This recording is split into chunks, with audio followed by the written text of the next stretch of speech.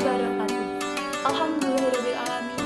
Wa bihi nasta'in wa ala umuri dunya waddin. Wassalatu wassalamu ala asyrofil mursalin wa ala alihi washabihi ajmain. Amma ba'd. Pada kesempatan yang baik ini, marilah kita panjatkan puji dan syukur atas kehadiran Allah Subhanahu wa taala yang telah memberikan kita semua nikmat dan hidayah, sehingga kita masih bisa bernafas dengan segar dalam keadaan sehat pada hari ini.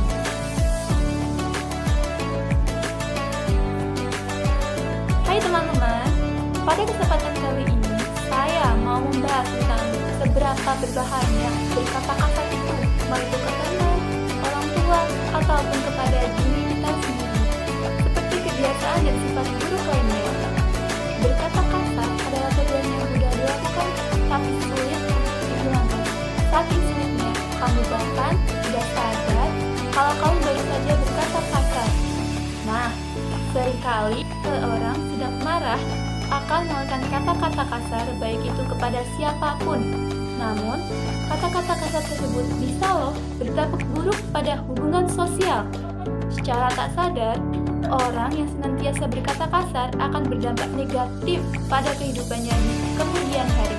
Sebab, berkata kasar akan berimbas pada perasaan dan hubungannya dengan orang lain. Berikut salah satu dalil tentang bahayanya berkata kasar. Quran Surah An-Nisa ayat 148. A'udzubillahi minasyaitonirrajim. Bismillahirrahmanirrahim. La yuhibbu jalala bisu'i minal qawli illa man zulim.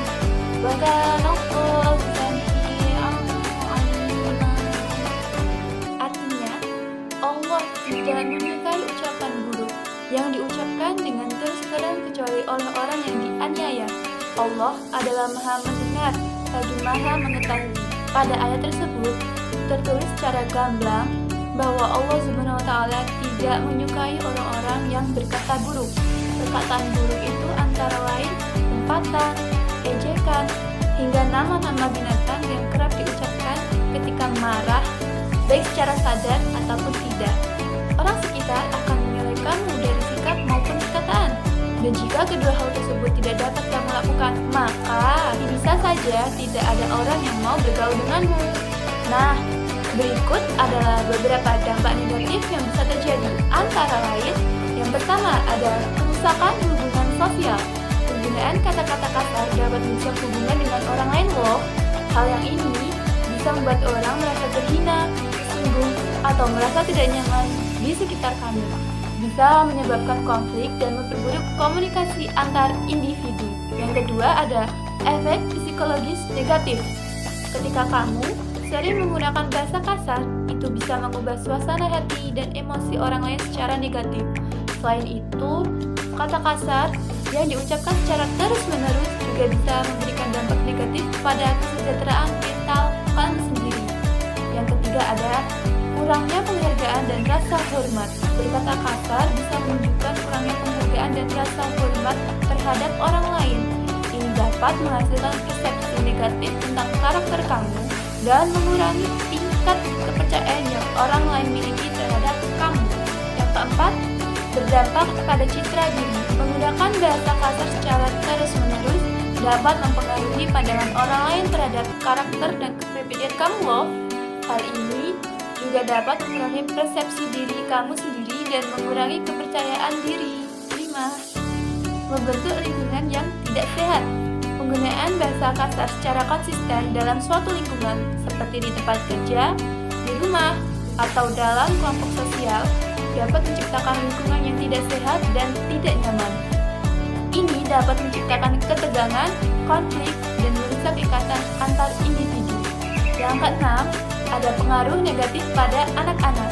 Jika anak-anak sering terpapar dengan bahasa kasar, itu dapat mempengaruhi perkembangan bahasa dan perilaku mereka. Mereka dapat meniru gaya berbicara kasar tersebut dan menggunakannya dalam interaksi mereka dengan orang lain. Nah, untuk mengatasi masalah tersebut, saya memiliki 3 metode sebagai solusi. Metode pertama yaitu mulai berhenti berkata kasar. 1. Cari tahu dan hindari apa yang menjadi pemicu diri kamu. Semua orang punya hal yang menjadi pemicu untuk berkata kasar. Misalnya karena macet, menunggu antrian, atau mungkin sesederhana kalah atau mati dalam suatu video game. Jika kamu tahu yang menjadi pemicu diri kamu dalam berkata kasar, kamu bisa mencari cara untuk menghindari dari pemicu tersebut. Seperti menjauhlah dari segala sesuatu yang bisa memicu emosi negatif.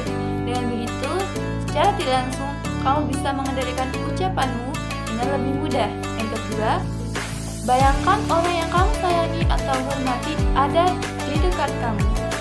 Salah satu cara untuk berhenti berkata kasar adalah membayangkan bahwa seseorang akan mendengar ucapanmu setiap kali kamu berniat berkata kasar. Seseorang ini bisa siapa saja yang kamu hormati atau sayangi, seperti ibu, bos di kantor, atau anggota keluarga yang masih kecil dan polos. Setiap kali kamu berniat berkata kasar, bayangkan orang tersebut berdiri di samping kamu dan ekspresinya yang akan terkejut, sedih, atau takut saat kamu berkata kasar. Metode kedua yaitu mengubah sikap. Yang pertama, berpikir positif. Berpikir positif adalah hal yang penting untuk berhenti berkata kasar, karena orang biasanya lebih sering berkata kasar ketika mengeluh akan sesuatu, berada dalam mood yang jelek, atau memang sering berpikir negatif. Dengan berpikir positif, kamu bisa menghilangkan alasan untuk berkata kasar itu sendiri. Yang kedua, bersabarlah pada diri sendiri. Pikirkan alasanmu untuk berhenti berkata kasar. Mungkin kamu ingin memberi kesan yang bagus di tempat kerja, tidak ingin memberi contoh yang buruk pada anak atau adik kecilmu. Apapun alasannya, jadikan itu motivasi. Lalu ada metode terakhir, metode ketiga yaitu mengubah pola berbicara. Yang pertama, gunakan kata lain sebagai pengganti kata kasar. Setelah kamu mengidentifikasi kebiasaan berkata kasar, kamu bisa mulai menghilangkan kebiasaan ini dari percakapan kamu sehari-hari. Kamu mungkin seringkali menggunakan kata kasar hanya sebagai kata tambahan yang tidak penting, bukan untuk mengekspresikan kemarahan. Tapi daripada menggunakan kata kasar, kamu bisa mulai menggantinya dengan kata lain yang tidak kasar dan menyinggung perasaan. Jika kamu tidak sengaja mengucapkan kata kasar sekalipun, ulangi kalimat kamu dengan mengganti kata kasar yang terucap menggunakan kata yang lebih baik, agar otak kamu lebih terbiasa. Yang kedua, perluas kosakata Anda. Terkadang, orang beralasan bahwa tidak ada kata yang lebih bagus daripada kata kasar untuk mengekspresikan sesuatu. Tapi kenyataannya, ada banyak kata tidak kasar yang bisa melakukan itu. Bahasa Indonesia punya berbagai kata yang unik dan mungkin jarang terdengar, tapi punya makna yang paling tidak mirip dengan kata kasar yang kamu gunakan. Kamu juga bisa memperluas kosakatamu dengan banyak membaca buku atau koran. Catat kata-kata yang menurut kamu menarik dan bisa digunakan untuk menggantikan kata kasar dan coba gunakan dalam keseharian kamu. Coba juga meniru kata-kata atau ekspresi tidak kasar yang digunakan oleh orang lain. Jadi, dalam hubungan dan interaksi sosial, penting untuk memilih kata-kata dengan bijak dan menghormati orang lain. Mengembangkan kemampuan berkomunikasi yang efektif dan mempraktikkan kepekaan terhadap perasaan orang lain dapat membantu menciptakan lingkungan yang lebih harmonis dan saling mendukung. Nah, mulai sekarang ubahlah kebiasaan buruk kamu seperti suka berkata kasar. Tujuannya agar semua orang dapat terinspirasi melalui karakter dan perkataan baik kamu. Karena setiap perkataan kasar yang keluar dari mulut orang muslim akan dicatat sebagai amal buruk dan mendapatkan dosa loh. Dosa-dosa kecil yang terus dilakukan secara berulang-ulang akan menjadi kebiasaan. Otomatis dosanya pun bertambah sehingga bisa menyeret seseorang ke dalam api neraka Allah SWT. Demikian beberapa hal yang dapat saya sampaikan.